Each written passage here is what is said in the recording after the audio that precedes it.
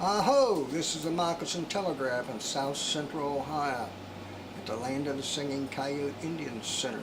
My name is Tikadabuna Washte Wichasha, means Prairie Chicken Good Man.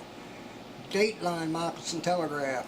I had an informer call me today, one of our reporters out there in the field. He lives up in deer country. It's quite unusual what he told me about this story. He hears this noise about 4 o'clock in the morning, wakes him up.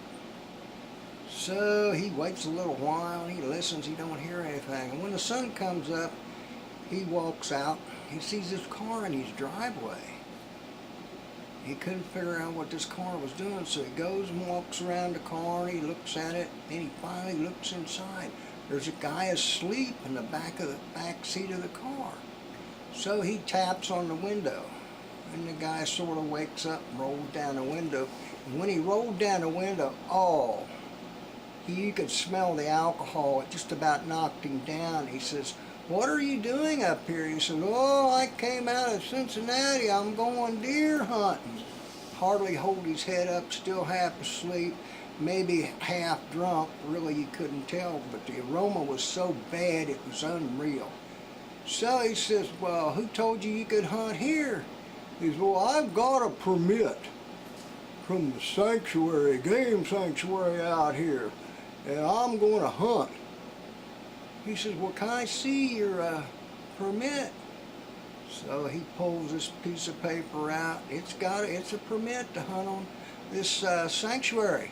He said, "Well, where did you get it?" He says, "Oh, my buddy got it. He said he gave it to me. He said there's just so many deer out here. You can just point your gun out in the woods and pull the trigger and a deer will fall down." He says, "Don't you think you've had a little too much to drink to be handling that gun?" He says, "No," he says, "if I just point it out there, I can kill a deer."